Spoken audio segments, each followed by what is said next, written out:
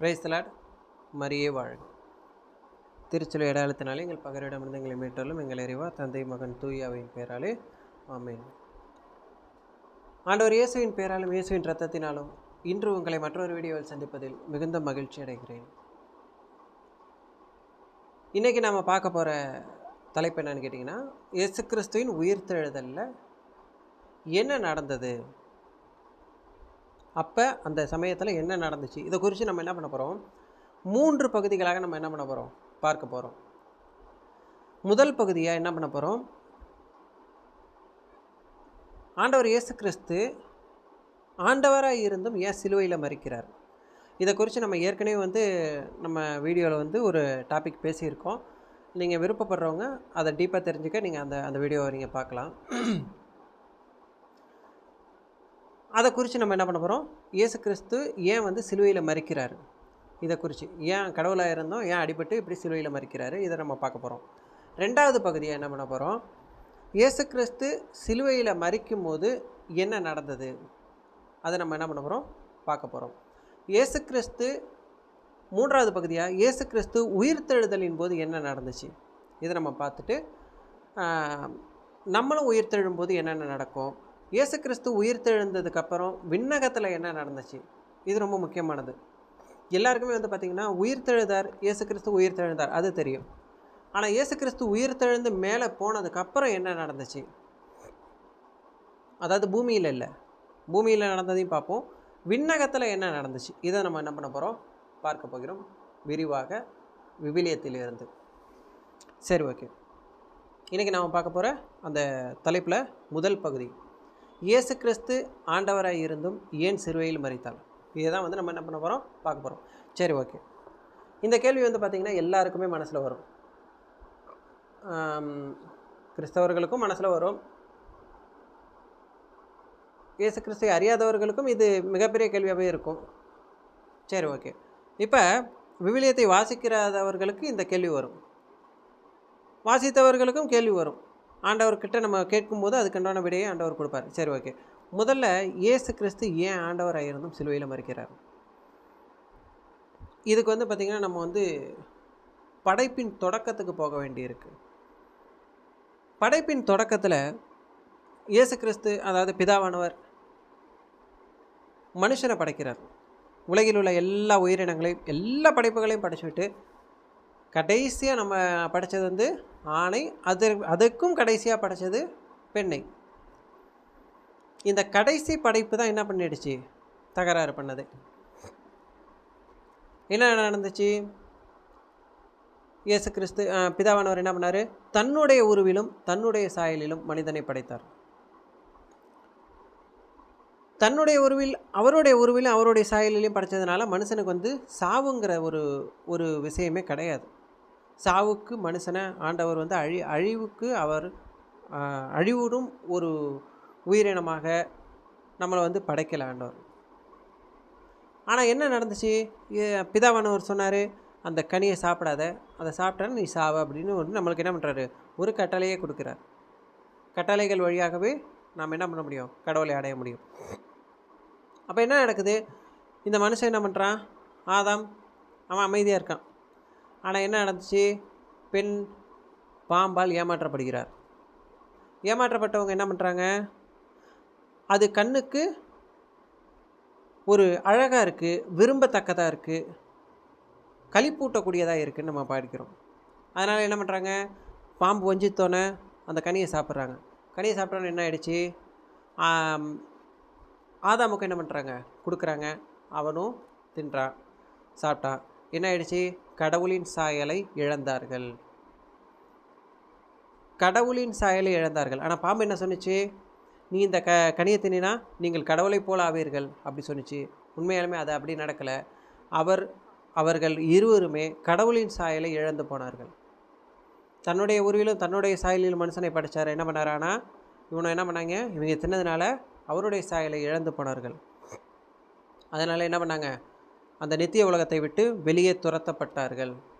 அப்போ பிதாவானவர் மனுஷனை பார்த்து கேட்கும்போது, நீ ஏன் சாப்பிட்டேன்னு கேட்கும்போது, நீங்கள் எனக்கு கொடுத்த அந்த பொண்ணு தான் என்னை என்ன பண்ணிடுச்சு, சாப்பிட வச்சிருச்சுன்னு சொல்லுவான். பழைய தூக்கி பெண்ணு பேரில் போடுவாங்க. அவன் அந்த பெண்ணுக்கிட்ட கேட்கும்போது அவங்க என்ன சொல்கிறாங்க, இந்த பாம்பு தான் என்னை ஏமாத்திருச்சு அப்படி சொல்லி பாம்பு தலையில் வச்சுட்டாங்க. ஆனால் பாம்பு சூது உள்ளது, இவர்கள் எல்லாம் ஏமாற்றப்பட்டார்கள். ஆனால் அது சூது உள்ளது, அது ஏமாற்றக்கூடியது. ஆண்டவர் என்ன பண்ணுறாரு, பாம்புக்கிட்ட சொல்கிறாரு, நீ வந்து மண்ணில் ஊர்ந்தே போவ, புழுதியை தான் திம்ப அப்படி சொல்லி அதுக்கு என்ன பண்ணுறாரு, சாபத்தை கொடுக்குறாரு. அது வரைக்கும் கால்களோடு இருந்தது, அன்றோடு அது என்ன பண்ணுச்சு, ஊர்ந்து போகும் உயிரினமாக மாறிடுச்சு. அதுக்கிட்டே ரொம்ப முக்கியமான ஒரு விஷயத்தை சொல்கிறாரு. என்ன சொல்கிறாரு, உனக்கும் பெண்ணுக்கும், உன் வித்துக்கும் அவள் வித்துக்கும் பகையை உண்டாக்குவேன். இந்த விழுந்து போன பெண்ணை பற்றி அவர் பேச வரல. இங்கே அவர் கொடுக்குற வசனம் என்ன, உனக்கும் பெண்ணுக்கும், ஸ்திரீக்கும், அதான் இந்த இவங்கெல்லாம் சொல்லுவாங்களே ஸ்திரீன்னு, உனக்கும் பெண்ணுக்கும். ஏன் கடவுள் வந்து இயேசு கிறிஸ்துவாக இருந்தாலும் சரி, பிதாவாக இருந்தாலும் சரி, ஏன் ஸ்திரீன்னு கூப்பிட்டாங்க மாதாமாவை? ஏன்னா அங்கே பெண் என்று உருவகமாய் சொல்லப்பட்ட தாய் மரியாவை குறிப்பிடுகிறார். அப்போ என்ன பண்ணுறாரு, உனக்கும் மரியாவுக்கும், அன்னை மரியாவுக்கும், உன் வித்துக்கும், அந்த சாத்தானுக்கும், மரியாவின் வித்தாகிய இயேசு கிறிஸ்துவுக்கும் பகையை உண்டாக்குவேன். அவர் உன் தலையை நசுக்குவார், நீ அவர் குதிங்காலை காயப்படுத்துவாய். அப்படி என்ன பண்ணுறாரு, அங்கே அதுக்கிட்ட சொன்னதுக்கப்புறம் பெண்ணை பார்த்து சொல்கிறாரு, உன் கர்ப்ப காலத்தின் வேதனையை மிகுதியாக்குறேன், நீ வேதனையில் பிள்ளையை பெற்றெடுப்ப அப்படி சொல்லிட்டாரு. ஆணுக்கு என்ன பண்ணிட்டாரு, நீ வேர்வை சிந்தி தான் என்ன பண்ணுவ, எல்லாத்தையும் சாப்பிடுவ அப்படி சொல்லிட்டாரு. அதுக்கப்புறம் என்ன பண்ணிட்டாரு, உன்னை முன்னிட்டு நிலம் சபிக்கப்பட்டுள்ளன்னு சொல்லிட்டாரு. ஆதாமை தன்னுடைய சாயலில் இருந்த தன்னுடைய பிள்ளையை சபிக்க மனமில்லாத அந்த தகப்பன் மண்ணை சபிக்கிறார். அதனால தான் இந்த 2 பேர் கனியை தின்னதுக்காக விலங்குகள் கூட இன்றைக்கி மடிகிறதுக்கு காரணம் அதுதான். ஏன்னா அதுவெல்லாம் கட்டளை மீறலை, இதுக்கு தான் கீழ்ப்படியாமையில் போணுச்சு. இந்த கீழ்ப்படியாமையின் காரணமாக உலகத்தில் சாவு நுழைந்தது. இப்போ நுழைஞ்சிருச்சு. இந்த 2 பேர் என்ன பண்ணுறாங்க, இந்தமாரி கீழ்ப்படியாமை போனதுனால சாவை உலகத்துக்குள்ளார கொண்டு வந்துட்டாங்க. உலகம் முழுக்க என்ன பண்ணிடுச்சு, மரணம் கவி கொண்டது, இருள் ஆட்சி செய்ய ஆரம்பிச்சது. அப்போ பிதாவானவர், தகப்பனானவர் தன்னுடைய பிள்ளைகள் இப்படி செத்துக்கிட்டு இருக்கிறத வந்து எந்த தகப்பனும் பார்த்துட்டு இருக்க மாட்டார். அவரும் வந்து அதை பார்க்கல, விரும்பலை. அதனால் என்ன பண்ணுறாரு, அதற்கு ஒரு திட்டமிடுகிறார். அதுதான் மீட்பின் திட்டம். இப்போ அழியாமைக்காக தான் மனுஷனை படைத்தார், தன்னை புகழ்ந்து கொண்டே இருக்கிறதுக்காக மனுஷனை படைத்தார். அவன் என்றைக்கும் தன்னுடைய பிள்ளையா தான் பக்கத்துலேயே இருக்கணும்னு நினச்சார். ஆனால் என்ன பண்ணார்,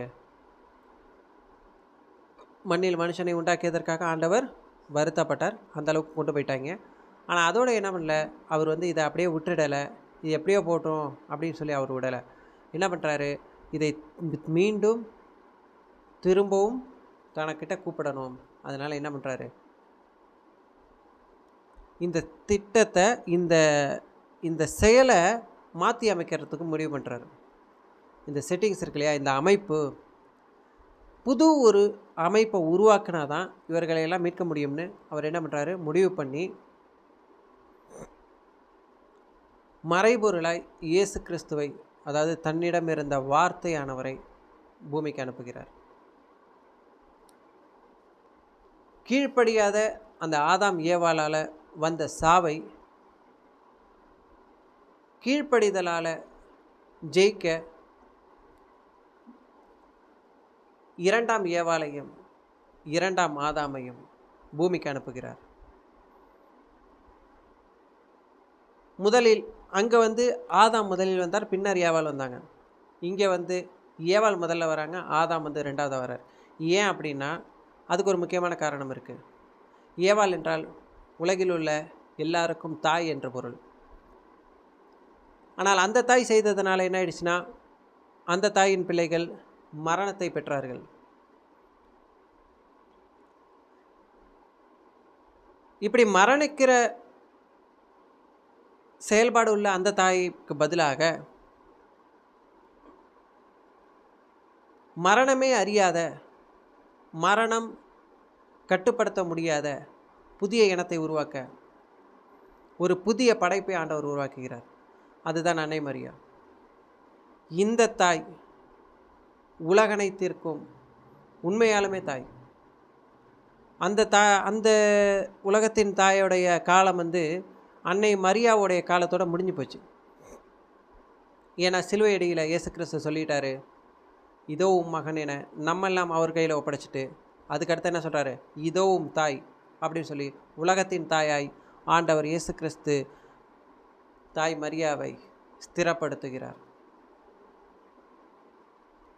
அதனால தான் முதலில் அன்று ஆணையும் பெண்ணையும் படைத்த தேவன் இன்று முதலில் தாயை படைக்கிறார். ஏன்னா எந்த படைப்பு தவறியதோ அதே படைப்பை கீழ்ப்படிதலோட திரும்ப என்ன பண்ணுறாரு, மாற்றி அமைக்கிறார். பெண் தான் முதல்ல என்ன பண்ணாங்க, விழுந்து போனார்கள். அதனால் என்ன பண்ணுறாங்க, இயேசு கிறிஸ்து பிதாவானவர் தன்னிடம் இருந்த பெண்ணை அந்த தூய ஆவி வழியாக அன்னை மரியாவை அனுப்பி வைக்கிறார். இணை மீட்பர் தன்னுடைய புனிதத்திலிருந்து ஆண்டவரின் வார்த்தை இயேசு கிறிஸ்துவ, ஆண்டவரின் மாட்சியை அன்னை மரியா. அவர் என்ன பண்ணுறாங்க, முதல்ல அன்னை மரியா இந்த உலகத்தின் தாயாய் வருகிறார். அதுக்கப்புறம் என்ன பண்ணுறாரு, இந்த உதிரத்திலிருந்து உலகத்தை ஜெயிக்கும் ஆட்டுக்குட்டியானவர் உதிக்கிறார். இயேசு கிறிஸ்து என்ன பண்ணுறாரு, தாய் மரியாவின் வயிற்றில் கருவாகி கனியாகி இந்த உலகத்தில் பிறக்கிறார். இவங்க ரெண்டு பேரும் என்ன பண்ணுறாங்க, அவர்கள் கீழ்ப்படியாமையால் விதைத்த சாவை இவர்களின் கீழ்ப்படிதலால் அறுத்தெறிகிறார்கள். மதம் என்ன சொன்னாங்கன்னா, இதோவும் அடிமை அப்படின்னு சொல்லி தன்னைத்தானே தாழ்த்தினார். அவருக்கு தெரியும் அவருடைய புனிதத்தன்மை. பரிசுத்தாவியை பெற்றுள்ளவர்கள் என்று சொல்லுகிறவர்கள் கூட இந்த பரிசுத்தாவின் செயலை புரிந்து கொள்வதில்லை. கீழ்ப்படிதலோடைய இதோவும் அடிமை என்றார். அடுத்து இயேசு கிறிஸ்து என்ன சொல்கிறாரு, எந்த இடத்துல, நான் நல்லவன் ஏன் சொல்கிறீங்க, கடவுள் ஒருவரே நல்லவர்னு சொல்கிறாரு. அங்கே அவர் என்ன பண்ணுறாரு, கீழ்ப்படிதலை வெளிப்படுத்துகிறார். இப்படி என்ன பண்ணுறாங்க, ரெண்டு பேரும் கீழ்ப்படிதலை கற்றுக்கொண்டார்கள், அதை வெளிப்படுத்தினார்கள்.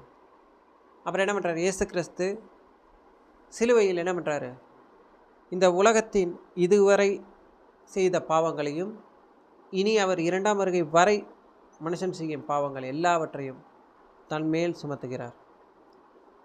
எசாயா குறிப்பிடுவது போல அவர் மேலே பாவம், தண்டனை, தீர்ப்பு, நோய்கள், மரணம் எல்லாமே அவர் பேரில் இருந்துச்சு. அவர் எல்லாவற்றையும் சுமந்தவராய் பல பாடுகள் பட்டு, நாம் பாடுகளின் வழியாகவே கடவுளை அடைய முடியும்னு பவுல் சொன்னது போல அவர் முதலில் நமக்காக பாடுகளை பட்டார். அவர் தன்னுடைய உடம்பில் எல்லா வகையான நம்மளுடைய பாவங்கள், சாபங்கள், நம்மளுடைய பலவீனங்கள் எல்லாவற்றையும் தன்னில் சுமந்து, அந்த சிலுவையின் பாரம் அது கிடையாது, அது ஓரளவு தான். அது ஓரளவெல்லாம் இல்லை, நம்மளால் சுமக்க முடியாது, அந்தளவுக்கு அது பாரமான சிலுவை. ஆனால் அதை காட்டிலும் நம்மளுடைய பாவ பாரம் தான் அவருக்கு ரொம்ப அதிகமாக இருந்துச்சு. அவரை அந்த தோட்டத்தில் இரத்த வியர்வை வியர்க்க செய்ததும் நம்மளுடைய பாவ பாரமே. அவர் என்ன பண்ணுறாரு, அந்த துக்கத்தோடே நம்மளுடைய எல்லா பலவீனங்களையும் அவர் தாங்கியவராய் அந்த பாரமான சிலுவையை சுமந்து கல்வாரி மலையில் நமக்காய் உயிர் நீத்தார். ஒரு புதிய உடன்படிக்கையை மண்ணுலகிற்கு செய்தார், அதாவது தன்னுடைய பிள்ளைகளுக்கு செய்தார். இதோவும் தாய், இதோவும் மகன், இதோவும் மகன், இதோவும் தாய். புதிய உடன்படிக்கை இயேசு கிறிஸ்துவானவர் இந்த உலகத்தின் மீட்பரானவர் நம்மோடு செய்கிற முதல் புதிய உடன்படிக்கை, இதோவும் மகன் இதோவும் தாய். அப்படி என்ன பண்ணுறாரு? மரணிக்கிறார். மரத்தில் தொங்கவிடப்படுகிறவன் சபிக்கப்படுகிறவன் என்று எழுதியுள்ளது போல தானே சாபமாகி இந்த உலகத்தின் சாபத்தை நீக்கினார். எல்லாம் நிறைவேறிற்று என்று சொல்லி என்ன பண்ணுறாரு? இது எல்லாத்தையும் முடிச்சு வைக்கிறாரு. இப்போ ஒரு விஷயம் நடக்குது. இந்த சமயத்தில் இதுதான் முதல் பகுதி. இப்படி நமக்காய் மரித்து உயிர்த்தெழுதல் என்னும் புதிய செட்டிங்ஸ் அவர் உருவாக்குனதுனால தான் நம்ம எல்லாருமே என்ன பண்ண முடியும்? முதலில் அவர் உயிர்த்தெழுந்தார். அவரை விசுவாசிக்கும் யாவரும், கடவுளின் ஆவி பெற்ற ஒவ்வொருத்தரும், கடவுளை உயிர்த்தெழ செய்தவரின் ஆவி நம்முள் குடிகொண்டே இருந்தால், கடவுளை இயேசு கிறிஸ்துவை உயிர்த்தெழ செய்த கடவுள் தம்முடைய ஆவியினாலே நம்மையும் உயிர்த்தெழ செய்வார். பவுலானவர் சொன்ன வசனம் இது. அதுபோல் என்ன பண்ணுறாரு? நாமளும் அவருடைய சிலுவையில் நம்ம விசுவாசம் வச்சோம்னா நம்மளே ஆண்டவர் இயேசு கிறிஸ்து உயிர்த்தெழ செய்வார். இது எங்கே நடந்தது அப்படின்னா, எங்கே சொல்கிறார் அப்படின்னா, மோசேயால் பாலைவனத்தில் பாம்பு உயர்த்தப்பட்டது போல மானிட மகனும் உயர்த்தப்பட வேண்டும், அப்போது அவர் மேல் விசுவாசம் வைக்கிற யாவரும் பிழைப்பர் அப்படி சொல்லி இயேசு கிறிஸ்து அப்பயே சொல்லிட்டார். இந்த சமயத்தில்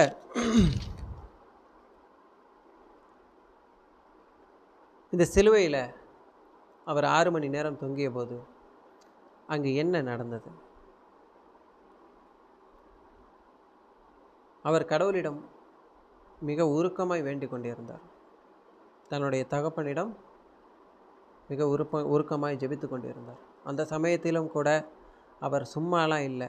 அந்த 6 மணி நேரமும் அவர் உருக்கமாய் ஜெபித்து கொண்டே இருந்தார். நாங்கள் டெய்லி எங்களோட ப்ரேயரில் திருப்பாடல்களை வாசிப்போம், அதாவது சங்கீதங்களை வாசிப்போம். சங்கீதங்களை அனுதினமும் வாசிக்கிறவனுக்கு, பரிசுத்தாவி உள்ளவனுக்கு கட்டாயமாக தெரியும், எல்லா பெரும்பான்மையான சங்கீதங்கள் இயேசு கிறிஸ்துவே பேசின சங்கீதங்கள் தான். தாவீது எழுதி வைத்தாலுமே கூட அந்த சங்கீதங்கள் எல்லாமே இயேசு கிறிஸ்து பேசின வசனங்கள். 22வது சங்கீதம் மட்டும் கிடையாது, 22வது திருப்பாடல் மட்டும் கிடையாது, என் இறைவா மட்டும் கிடையாது. எல்லாமே, எல்லா பெரும்பான்மையான திருப்பாடல்கள் இயேசு கிறிஸ்து சிலுவையில் இருக்கும்போது பேசின திருப்பாடல்கள். அப்போ அந்த 12 மணியிலிருந்து பிற்பகல் 3 மணி வரை நாடெங்கும் இருள் உண்டாயிற்று. நிலநடுக்கம்லாம் ஏற்பட்டுச்சு. இயேசு கிறிஸ்து அந்த உயிர் விடும்போது நிலநடுக்கங்கள் ஏற்பட்டுச்சு. இதெல்லாம் நம்ம படிக்கிறோம். இப்போ அந்த சமயத்தில் என்ன நடந்துச்சு?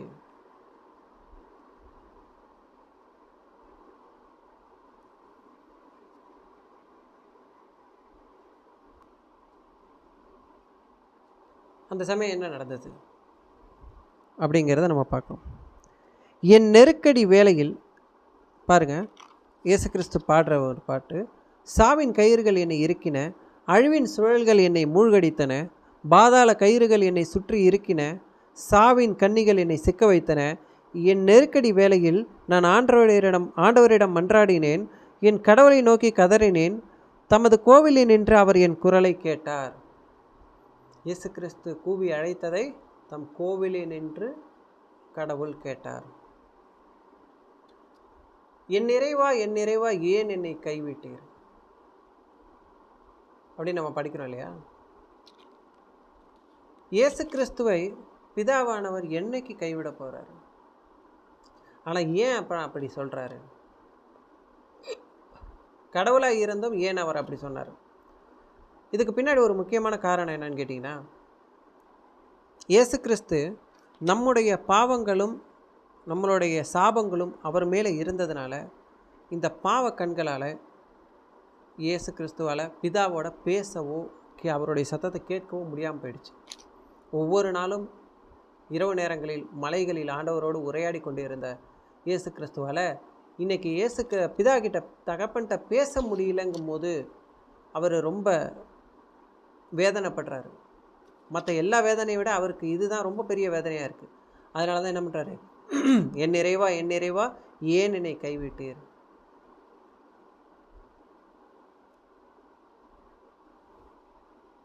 அப்படின்னு என்ன பண்ணுறாரு சொல்கிறாரு. இன்னொன்று என்ன சொல்கிறாரு,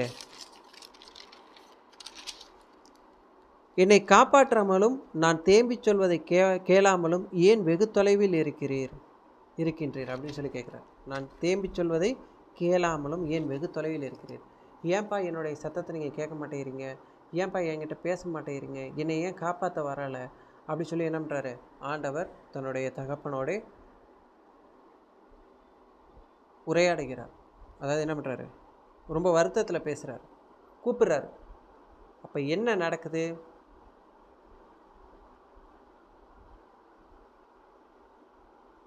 என் கடவுளை நோக்கி கதறினேன், தமது கோவிலில் நின்று அவர் என் குரலை கேட்டார். என் கதறல் அவர் செவிகளுக்கு எட்டியது. அப்பொழுது மண்ணுலகம் அசைந்து அதிர்ந்தது. நிலநடுக்கம் வந்தது இல்லையா? மண்ணுலகின் மலைகளின் அடித்தளங்கள் கிடுகிடுத்தன. இயேசு கிறிஸ்து உயிர் விடும்போது என்ன நடந்துச்சு? நிலநடுக்கம் வந்தது, பாறைகள் பிளவுற்றன, இறந்த பலரின் உடல்கள் எழுப்பப்பட்டன, மலைகளின் அடித்தளங்கள் கிடுகிடுத்தன, அவர் தம் கடுஞ்செடத்தால் அவை நடுநடுங்கின. என்ன ஆயிடுச்சு? தன்னுடைய மகனை அவர்கள் பலியிட்டுட்டாங்கும் போது தகப்பனுக்கு என்ன ஆகுது? பயங்கர கோபம் வருது.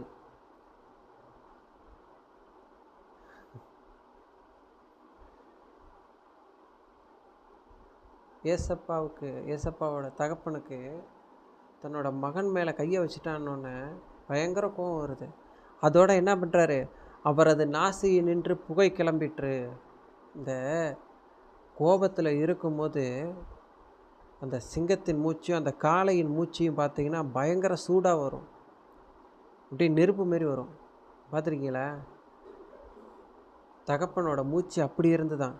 புகை கிளம்பிற்று, அவரது வாய் நின்று எரித்தழிக்கும் தீ மூண்டது, அவரிடமிருந்து நெருப்பு கனல் வெளிப்பட்டது, வானை தாழ்த்தி அவர் கீழிறங்கினார். இதோவும் கரங்களில் நாவையை ஒப்படைக்கிறேன்னு சொல்லிட்டு அவர் மரித்ததுக்கப்புறம் அவர் என்ன பண்ணுறாரு, தன்னுடைய மகனின் ஆவியை கையிலேந்த அந்த தகப்பனானவர் வானை தாழ்த்தி கீழிறங்கினார். இவர் மேலே ஏறினார், அதுக்கப்புறம்தான் அவர் கீழே இறங்கிட்டார். அன்னைக்கு அந்த ஜலத்தின் மேல் அசைவாடி கொண்டிருந்த அந்த ஆவியானவர், அந்த பிதாவானவர் இன்னைக்கு திரும்ப என்ன பண்ணுறாரு, இந்த பூமியின் மேலே கோபத்தோடு இறங்குகிறார். கார் முகில் அவரது காலடியில் இருந்தது. கெருபு மீது அவர் ஏறி பறந்து வந்தார். காற்றை இறக்கைகளாக கொண்டு விரைந்து வந்தார். காற்றை ரெக்கைகளாக கொண்டு விரைந்து வந்தார். அன்னைக்கு வீசின அந்த ஒரு சூறாவளி, அந்த புயல் இருக்குல்ல, அந்த அந்த காற்று, பெருமகையான காற்று, அதுதான் காரணம். என்ன நடக்குது? காரிருளை தமக்கு அவர் மூடுதிரையாக்கி கொண்டார். அதனால தான் என்ன பண்ணிடுச்சு, அன்றைக்கி 12 மணிலேருந்து 3 மணி வரைக்கும் இங்கே நாடு முழுவதும் இருள் உண்டாயிட்டு நம்ம பார்க்கறதுக்கு காரணமே அவர் இறங்கிற நேரம்தான். நீர் கொண்ட முகிலை தமக்கு கூடாரமாக்கி கொண்டார். வெறும் முகில் இல்லை, வெறும் முகில் ஆண்டவரோடது கிடையாது. நீர் கொண்ட முகில், அதாவது என்ன சொல்கிறாரு, தாயின் கருவறை, அன்னை மரியாவின் கருவறை நீர் கொண்ட முகில். இந்த கருப்பையில் அந்த தண்ணியில் தானே அவர் இருந்தார். இன்றைக்கி பிறக்கும் ஒவ்வொரு குழந்தையும் தாயின் வயிற்றில் தண்ணிக்குள்ளார தான் இருக்குதுன்னு நம்ம பார்க்குறோம். இந்த தண்ணீர் அந்த ஜென்ம பாவத்தோடே இருக்கிற அந்த தண்ணீர். அதனால தான் வெளியில் வந்தோடனே ஞானஸ்நானம் கொடுக்குறோம். புது தண்ணீரை, ஆண்டவரின் தண்ணீரை ஏன் தெரியுமா குழந்தைக்கு கொடுக்குறாங்க? பிறந்த குழந்தைக்கு இந்த தண்ணீர்லேருந்து விடுதலை பெற்று தாயின் தண்ணீரை தெளிக்கிறார்கள். ஞானஸ்தானத்தின் வழியாய் அந்த தாயின் கருப்பையின் தண்ணீர். ஞானஸ்நானம் என்ன நடக்குது? தண்ணீரில் ஏன் நம்ம திருமுழுக்கில் ஏன் முழுகிறோம், தெளிக்கிறோம், ஏன் நடக்கிறோம்னா தாயின் அந்த அன்னை மரியாவின் அந்த தண்ணீர், அதை தனக்கு மூடுதிரையாக்கி கொண்டார். நீர் கொண்ட முகிலை தமக்கு கூடாரமாக்கி கொண்டார். அவர் தம் திருமுன்னின் பேரொளியில் மேகங்கள் கல்மழையும் நெருப்பு கனலையும் பொழிந்தன. பாறைகள் பிளந்தனன்னு படித்தோம்ல. மேகங்கள் கல்மழையையும் நெருப்பு கனலையும் பொழிந்தன. ஆண்டவர் வானங்களில் இடியென முழங்கினார். உன்னதர் தம் குரலை அதிரச் செய்தார். கல்மழையும் நெருப்பு கனலையும் பொழிந்தார். தம் அம்புகளை எய்து அவர்களை சிதறடித்தார்.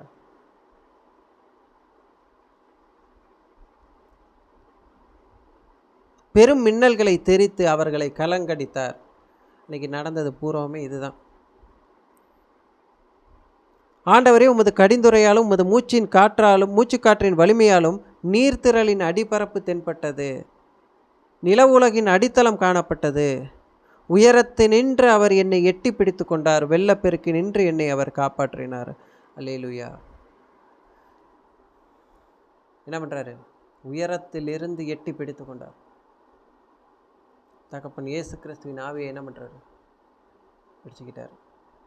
உன் கரங்களில் என் ஆவியை ஒப்படைக்கிறேன்னு அப்படியே பிடிச்சிட்டார். அவ்வளோதான். தகப்பன் தன்னுடைய குழந்தையை என்ன பண்ணுறாரு? வா மகனேன்னு சொல்லி என்ன பண்ணுறாரு? திருவெளிப்பாடு 12 சொல்லப்பட்டது போல் என்ன பண்ணுறாரு? அந்த குழந்தை பிறந்த உடனே அந்த பாம்பு கவ்விக்கொள்ள நேர்ந்தது. ஆனால் அந்த குழந்தை கடவுளின் அரியணை இருக்கும் இடத்திற்கு எடுத்து செல்லப்பட்டது. தன்னுடைய குழந்தையை என்ன பண்ணுறாரு? அவர் தூக்கிட்டு போயிட்டார். வா மகனே அப்படி சொல்லி எடுத்துகிட்டு போயிட்டார்.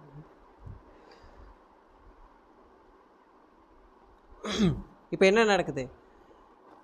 இது முடிஞ்சோடனே கோவிலின் திரைச்சீலை 2ஆக கிழிந்தது. அதுக்கு என்ன காரணம்? எபிரேயர் 6:20, 10:19.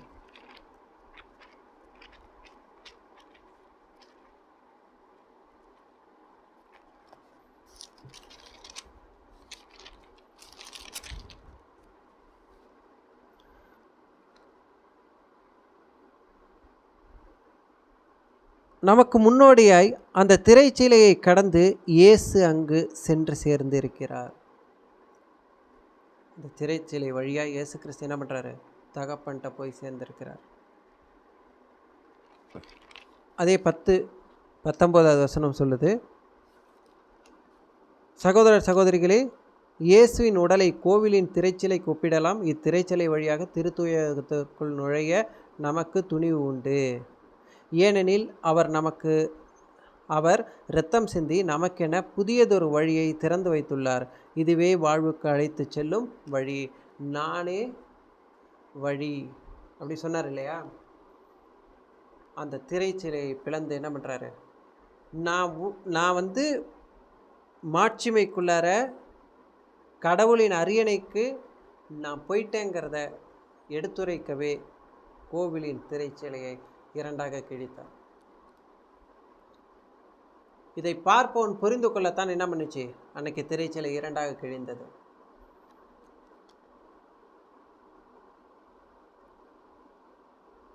கடவுளின் ஆவி அன்னைக்கு திரைச்சீலைக்குள்ளார பிளந்து உள்ளார போந்துச்சு. இன்றைக்கி அதனால தான் உடன்படிக்கை பேழை முன்னாடி நம்ம போனோன்னு என்ன பண்ணுறோம்? வணங்கிறதுக்கு காரணம் அதன் வழியாய் நுழைந்தார். அதன் வழியாக இயேசு கிறிஸ்து நுழைஞ்சார். அதில் வாசமாய் இருக்கிறார். எப்படி நம்ம என்ன பண்ணுறோம்? இயேசு கிறிஸ்து உள்ளே நுழைஞ்சார். இது இயேசு கிறிஸ்துவின் மரணத்தின் போது அந்த கல்வாரி மலையில் நடந்த நிகழ்வுகள். இந்த நேரத்தில் தான் என்ன பண்ணுறாரு? தன்னுடைய தாயை உலகத்தின் தாயாகவும் இந்த பிள்ளைகளுக்கெல்லாம் தாயாகவும் ஏற்படுத்துகிறார். இது ஒரு புதிய உடன்படிக்கை. புதிய ஏவாளை அங்கே கொடுக்குறாரு இயேசு கிறிஸ்து. தகப்பன் ஸ்தானத்தில் இயேசு கிறிஸ்து இருந்ததுனால தான் ஸ்திரீயேன்னு கூப்பிட்டார். ஏன்னா பிதா அங்கே ஸ்திரீயேன்னு கூப்பிட்டாரு. சுதனும் இங்கே தகப்பன் ஸ்தானத்தில் இருக்கிறதுனால அவர் இப்போதைக்கு தகப்பனாக இருக்கிறார், உலகத்தின் தகப்பனாக இருக்கிறார். அதனால் என்ன பண்ணுறாரு? ஸ்திரீயேன்னு கூப்பிட்டார். அதுக்குண்டான ரகசியம் இதுதான். அப்படி என்ன பண்ணுறாரு? இந்த உலகத்தில் அவர் மரணிக்கிறாரு. 3ஆம் நாள் என்ன பண்ணுறாரு? தாம் சொன்னபடியே கடவுள் உயிர்த்தெழுந்தார். இயேசு கிறிஸ்து உயிர்த்தெழுந்தார்.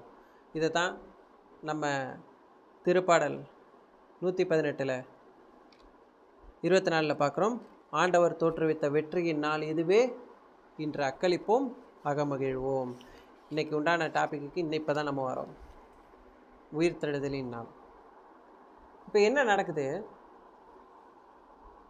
இறந்த அவரை கடவுள் உயிரோடு எழுப்பினார், உயிர்த்தெழச் செய்தார். இது நம்ம என்ன பண்ணுறோம்? பவுல்ஸ் வழியாக நம்ம பார்க்குறோம். 1 கொரிந்தியர்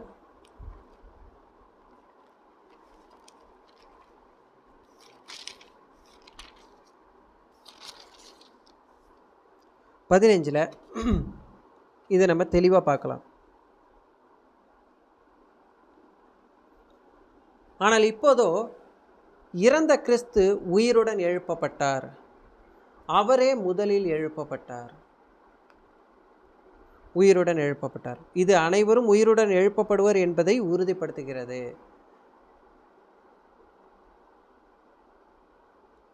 ஒரு மனிதர் வழியாக சாவு வந்தது போல ஒரு மனிதர் வழியாகவே இறந்தோர் உயிர் தெழுகின்றனர். அன்னைக்கு ஒரு மனுஷன் செஞ்ச தப்புனால என்ன பண்ணிடுச்சு? சாவு உலகத்தில் நுழைந்தது, சாவு நம்மை ஆட்சி செய்தது. ஆனால் இன்று அவருடைய மேல் விசுவாசம் உள்ளவர்கள், இயேசு கிறிஸ்துவின் திருவுடலையும் திரு ரத்தத்தையும் பருகினவர்கள் மீது இயேசு கிறிஸ்து அதிகாரம் செலுத்துகிறார். சாவின் அவர்கள் மேல் சாவுக்கு எந்த அதிகாரமும் இல்லை. ஆதாமை முன்னிட்டு அனைவரும் சாவுக்குள்ளானது போல கிறிஸ்துவை முன்னிட்டு அனைவரும் உயிர் பெறுவர். ஒவ்வொருவரும் அவரவர் முறை வரும்போது உயிர் பெறுவர். எல்லாரும் பார்த்திங்கன்னா இதே போல் 3ஆம் நாளில் இல்லை. இயேசு கிறிஸ்து 3ஆம் நாள் உயிர் தெழுந்தார் அப்படின்னா, ஏன்னா பாதாளம் அவரை தன் பிடியில் வைத்திருக்க முடியவில்லை. இது நம்ம எப்போ எங்கே படிக்கிறோம்?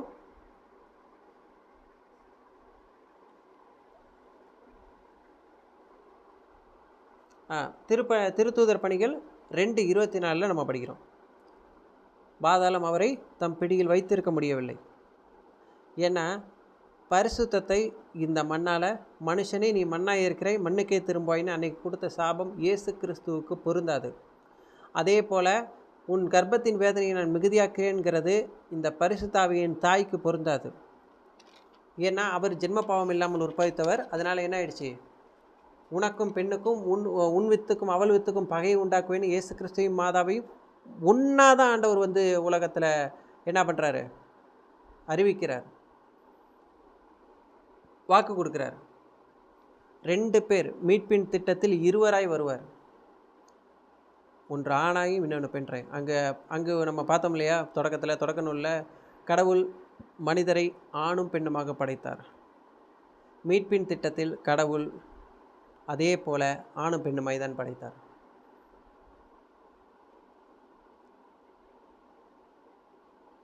அதனால் என்ன பண்ண முடியல? ஜென்ம பாவம் இவர்கிட்ட இல்லாததுனால இவரையும் இயேசு கிறிஸ்துவையும் மண்ணால் பிடிச்சி வைக்க முடியாது, மண்ணு திங்க முடியாது. அந்த உடலும் உயிரோடு எழுந்து இயேசு கிறிஸ்து உயிர் தெழுந்து மேலே போனார். தாய் மரியாவும் ஜென்ம பாவம் இல்லாததுனால உயிரோடு மேலே எடுத்துக்கொள்ளப்பட்டார். இதுதான் நடந்த நிகழ்வு. கர்ப்பகால வேதனைங்கிறது மாதாமாவுக்கு கிடையாது. ஏன்னா எஸ்ஐயா 54 சொல்லப்படுவது போல, பேறுகால வேதனை அறியாதவளே அக்களித்து பாடி முழங்கு. அதனால் அவருக்கு எந்த ஒரு வேதனையும் கிடையாது. ஏன்னா அவர் ஜென்ம பாவம் இல்லாமல் இருப்பது. ஆனால் அவருக்கு ஒரே ஒரு வேதனை இருந்தது. எங்கே தெரியுமா? கல்வாரி மலையில் தன்னுடைய பிள்ளைகளை பெற்றெடுக்க அந்த தாயானவள் தன் இருதயத்தில் கர்ப்ப வேதனையை உணர்ந்தார். உன் இருதயத்தையும் ஒரு வாள் ஊடுருவி பாயும் என்று சொல்லி தன் இருதயத்தில் அந்த கர்ப்பகால வேதனை அனுபவித்தார். உடலில் அனுபவிக்கிற வேதனை கூட கொஞ்ச நேரத்தில் அது முடிஞ்சிடும். ஆனால் இருதயத்தின் வேதனை அடங்காது. அவ்வளவு கடுமையான வேதனை.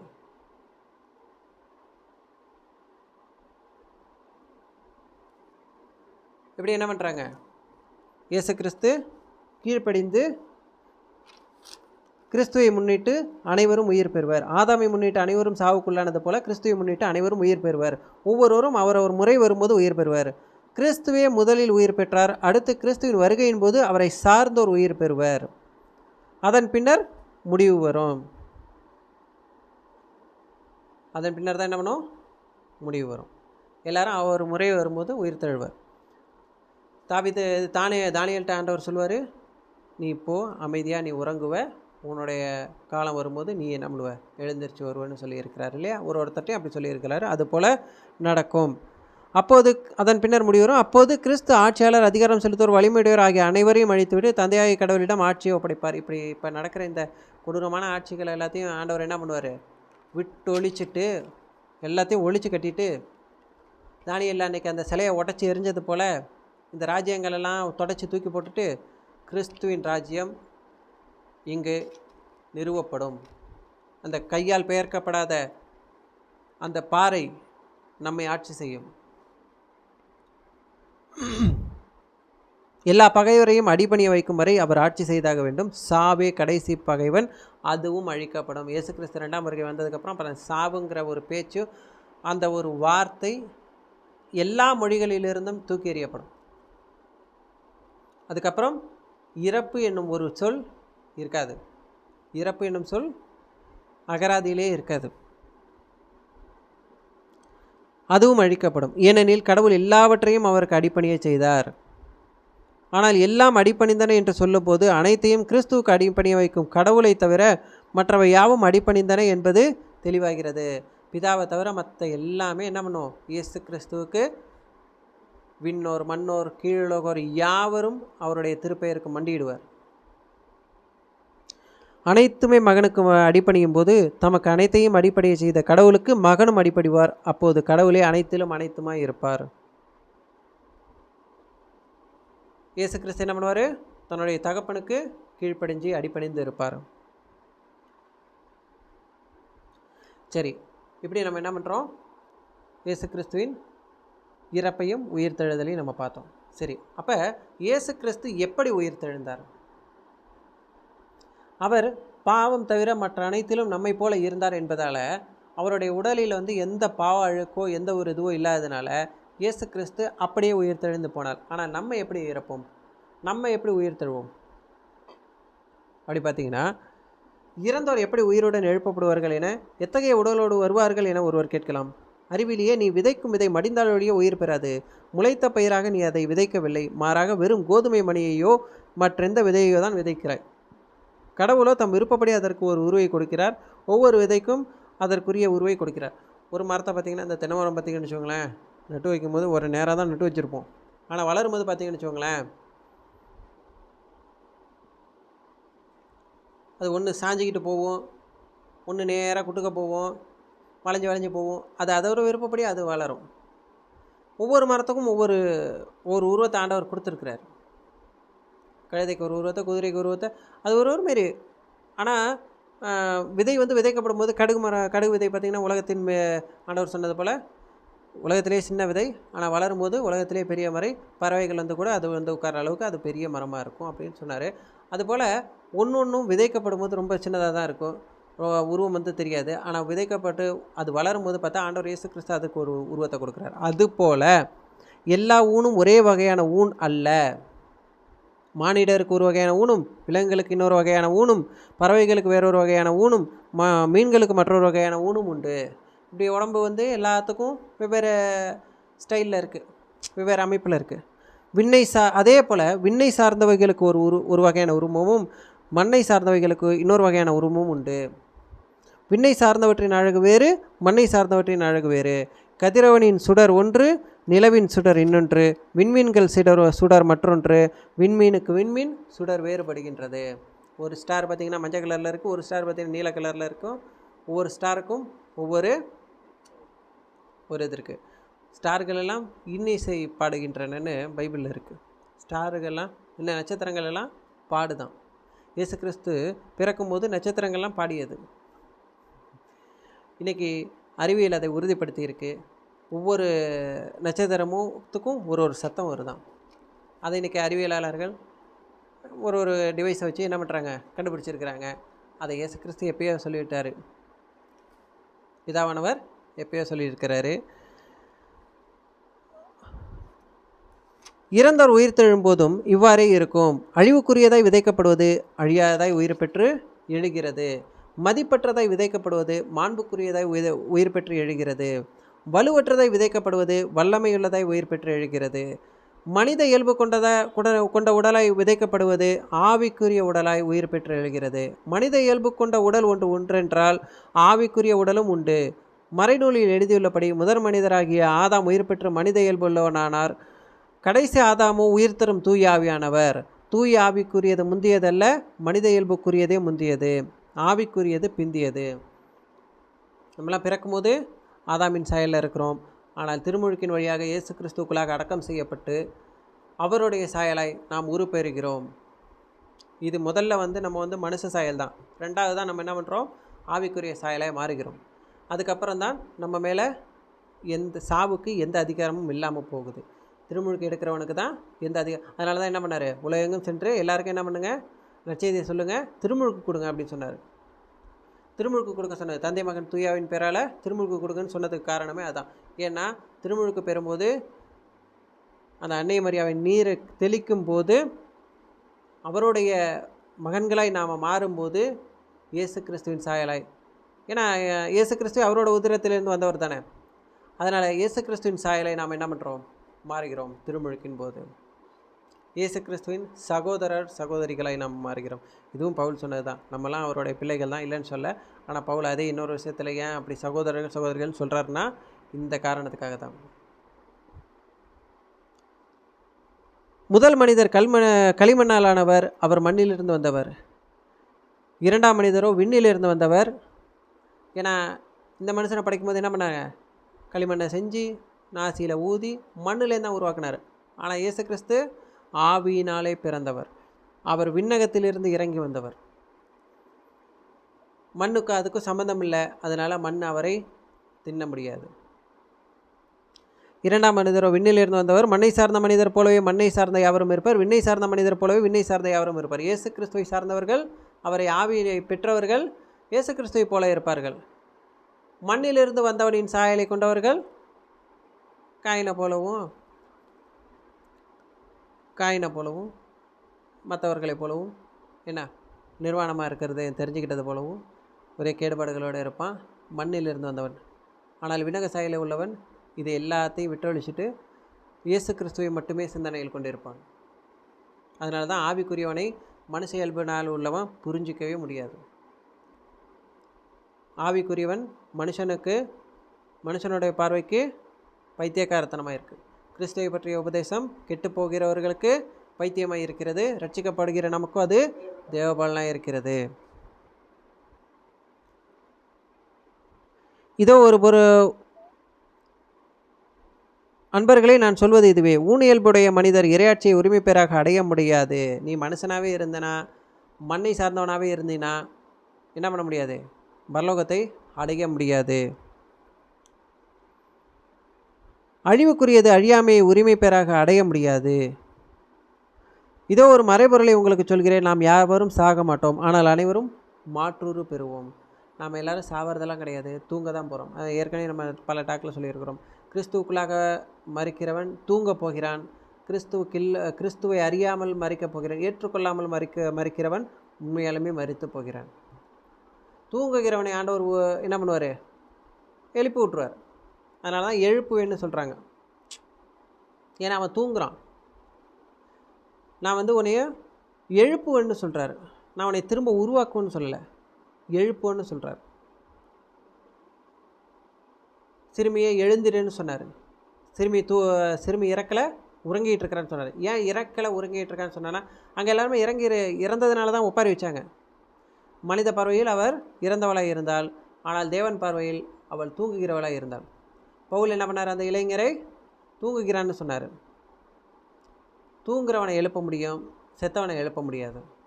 கிறிஸ்துவுக்குள்ளாக மறைக்கிறவன் தூங்குகிறான். அதனால் என்ன பண்ணார், இயேசு கிறிஸ்து போய் ஜபிச்சோன்னே தபித்தாகு எழுந்துடுன்னு சொன்னோன்னே என்ன பண்ணாங்க, எழுந்திரிச்சிருச்சு அந்த பிள்ளை.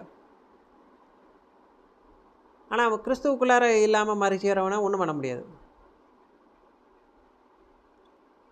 ஒரு நொடி பொழுதில் கண்ணிமைக்கும் நேரத்தில் இறுதி எக்காலம் முழங்கும் போது இது நிகழும். எக்காலம் முழங்கும் போது இறந்தோர் அழிவற்றவர்களாய் உயிருடன் எழுப்பப்படுவர்.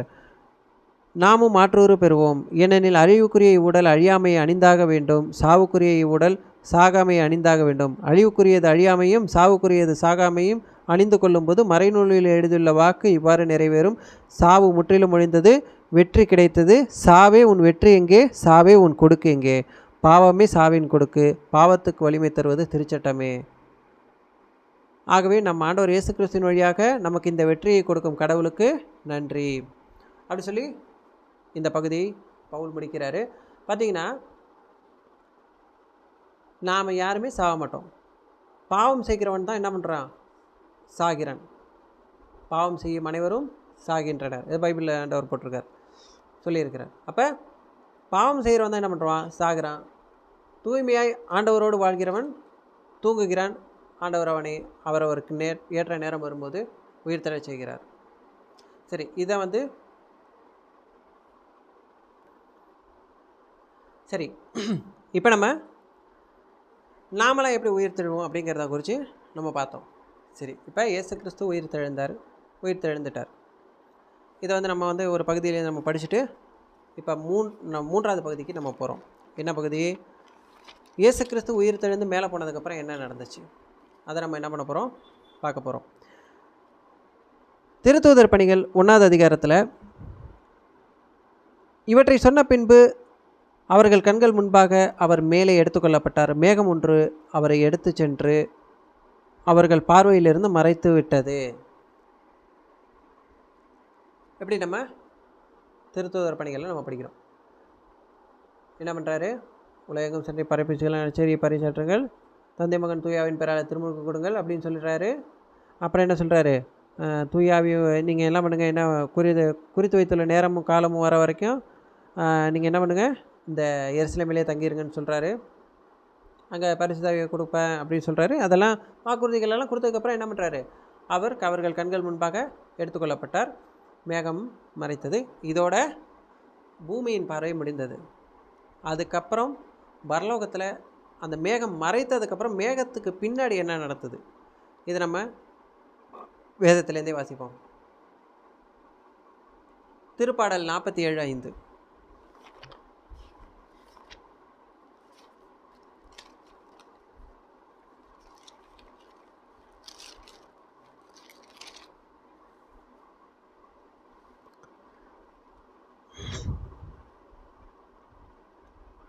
ஆரவார ஒளியிடையே பவனி செல்கின்றார் கடவுள். எக்காலம் முழங்கிடவே உயரே ஏறுகின்றார் ஆண்டவர். என்ன நடக்குது? எக்காலம் முழங்கிட வெற்றியோடே இயேசு கிறிஸ்து விண்ணகத்தில் நுழைந்தார்.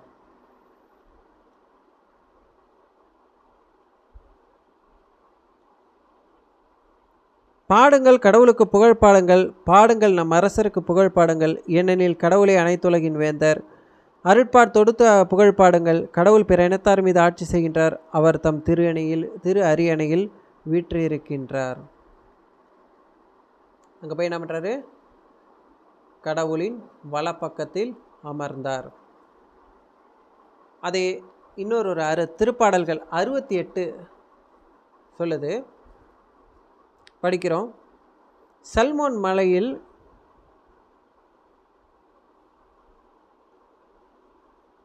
பனிமழை பெய்தது.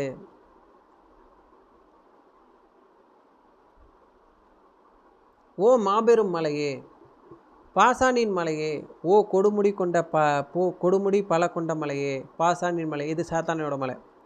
ஓ பழமுடி கொண்ட மலை தொடரே, கடவுள் தம் இல்லமாக தேர்ந்து கொண்ட இந்த மலையை ஏன் நீ பொறாமையுடன் பார்க்கின்றாய்? இந்த சீயோன் மலையையும் எருசலேம் மலையையும் நீ ஏன் பொறாமையோட பார்க்கிற? ஆம், இதிலே தான் ஆண்டவர் என்றென்றும் தங்கியிருப்பார். மதாமக்குள்ளார் தான் இயேசு கிறிஸ்து என்றென்றும் தங்கியிருப்பார். அதனால தான் வாழ்த்த பெற்று கொண்டே இருக்கணும். அவரை வாழ்த்தி கொண்டே இருக்கணும். கடவுளை புகழவே மனுஷனை படைத்தார். ஜெபமாலை ஏன் சொல்லணும்னா, கடவுளை புகழ வேண்டும். வலிமை மிகு தேர்கள் 1000 பல்லாயிரம் கொண்ட என் தலைவர் சீனாய் மலையிலிருந்து தம் தூயகத்தில் எழுந்தருள வருகின்றார். உயர்ந்த மலைக்கு நீர் ஏறி சென்றீர், சிறைப்பட்ட கைதிகளை இழுத்து சென்றீர். என்ன பண்ணுறாரு? உயர்ந்த மலைக்கு நீர் ஏறி சென்றீர், அந்த கல்வாரி மலைக்கு. சிறைப்பட்ட கைதிகளை இழுத்து சென்றீர். சிறைப்பட்ட அந்த பாவத்தினால் சிறைப்பட்டு கிடந்த அந்த ஆத்துமாக்களையெல்லாம் என்ன பண்ணுறாரு? இயேசு கிறிஸ்து சிலுவையின் வழியாக இழுத்து சென்றார். மனிதரிடமிருந்தும் எதிர்த்து கிளம்பியோரிடமிருந்தும் பரிசுகள் பெற்றுக்கொண்டீர். ஆத்துமாக்களை பரிசாய் பெற்றார். கடவுளாகிய ஆண்டவர் அங்கேதான் தங்கியிருப்பார். அப்படி நம்ம பார்க்குறோம். நம் இறைவனை மீட்பளிக்கும் கடவுள், நம் தலைவராகிய ஆண்டவர் தாம் இறப்பினின்று விடுதலை தர வல்லவர். இறப்பிலிருந்து நம்மளுக்கு விடுதலை தரக்கூடியவர் ஆண்டவர் இயேசு கிறிஸ்துவே. அவர் தம் எதிரிகள் தலையை உடைப்பார், அவர் உன் தலையை நசுக்குவார் அப்படின்னு நம்ம பார்க்குறோம் இல்லையா? அதை இங்கே சொல்கிறாரு. அவர் தம் எதிரிகளின் தலையை உடைப்பார். பிசாசின் தலையை உடைத்தெறிந்தார். மரணம் உடைத்தெறியப்பட்டது. சாவே உன் கொடுக்கு எங்கே? நான் அதை உடச்சி போட்டுட்டேன்டா அப்படிங்கிறாரு. தம் தீய வழிகளில் துணிந்து நடப்போரின் மணிமுடியை நொறுக்குவார். திருந்தாமல் நடக்கிறவனை கொன்று போடுவார். மனம் திரும்புகிறவனை மாட்சியில் சேர்ப்பார். 24வது வசனம் நல்லா கவனிங்க.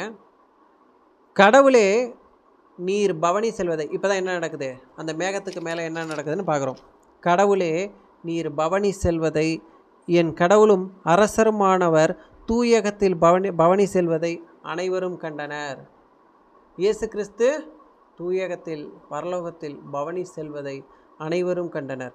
முன்னாள் பாடகரும், நல்லா கவனிங்க, இயேசு கிறிஸ்து நடந்து போகும்போது முன்னாள் பாடகரும் பின்னால் இசைக்கருவிகளை வாசிப்போரும் தம்புரு நடுவில் தம்புரு வாசிக்கும் பெண்களும் அப்படியே அவரை என்ன பண்ணுறாங்க? ஆடி பாடி கூப்பிட்டுக்கிட்டு போகிறாங்க.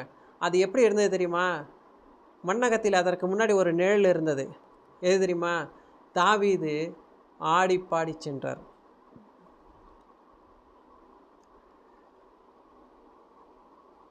உடன்படிக்கை பேழை முன்னாக ஆடி பாடி சென்றார். உடன்படிக்கை பேழை முன்பாக மிரியம் ஆடி பாடி சென்றார். தம்பூர் வாசித்து கொண்டே ஆடி பாடி சென்றார். இதைத்தான் மேகத்தின் பின்னாலேயும் நடந்தது. முன்னால் பாடகரும் பின்னால் இசைக்கருவிகளை வாசிப்போரும் நடுவில் தம்புரி வாசிக்கும் பெண்களும் சென்றனர். மாபெரும் சபை நடுவில் கடவுளை போற்றுங்கள், இஸ்ரேலர் கூட்டத்தில் ஆண்டவரை வாழ்த்துங்கள். அதோ இளையவன் பென்யமின் அவர்களுக்கு முன்னே செல்கின்றான். அவர்களுக்கு முன்னே என்ன பண்ணுறான்? பென்யமின் போகிறான் முன்னாடி. யூதாவின் தலைவர்கள் கூட்டமாய் செல்கின்றார்கள். செபுலோன் தலைவர்களும் நப்தலியின் தலைவர்களும் அங்குள்ளார்கள். எல்லாரும் ஆண்டவரை கூப்பிட்டுட்டு போகிறாங்க. ஆண்டவரோடு பயணிக்கிறார்கள். கடவுளே உம் வல்லமையை காட்டியறலும், என் சார்பாக செயலாற்றிய கடவுளே உம் வல்லமையை காட்டியறலும். எருசலேமில் உமது கோவில் உள்ளது, எனவே அங்கே அரசர் உமக்கு காணிக்கை கொணர்வார்.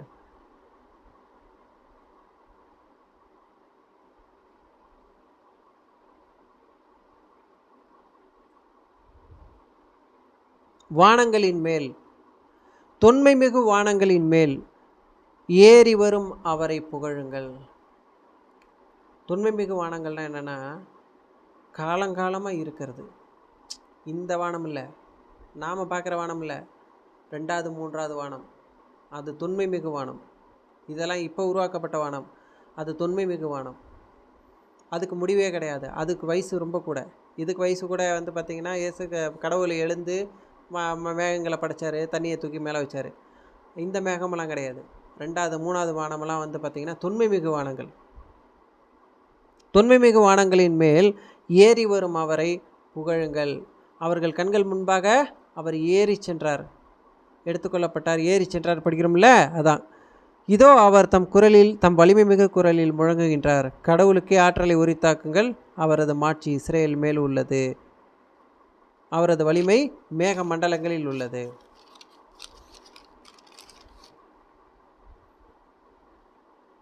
இப்படி தான் நம்ம என்ன பண்ணுறோம்? இயேசு கிறிஸ்து உயிர் தெழுந்ததுக்கப்புறம் அந்த மேகங்களுக்கு பின்னாடி நடந்த காரியங்கள் இதுதான்.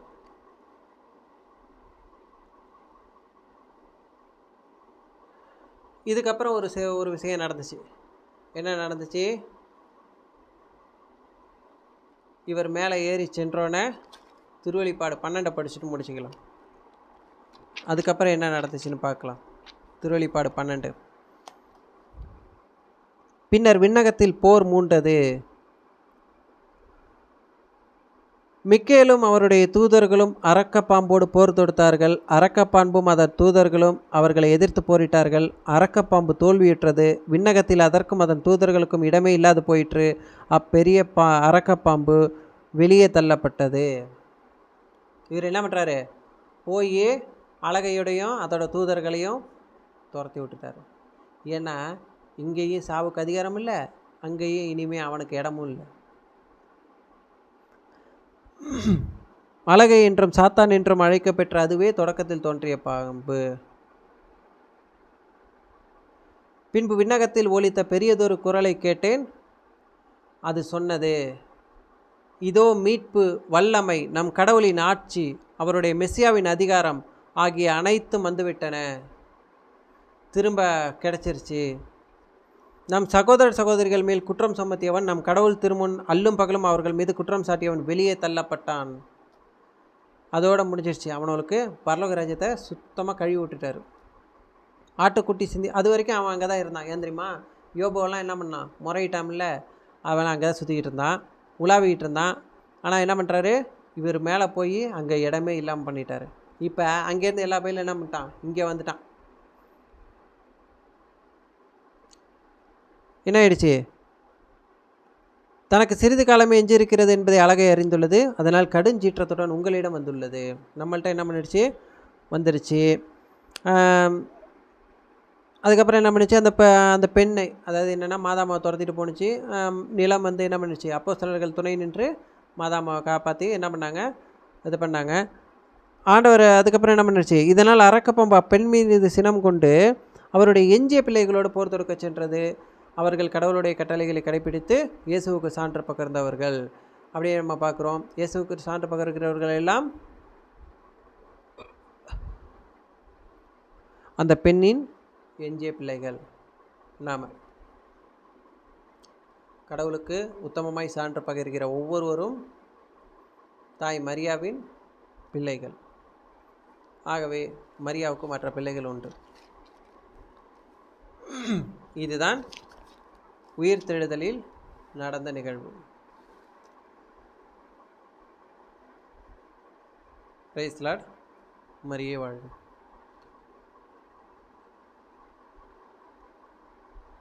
தந்தை மகன் தூயாவின் பேராலே ஆமென்.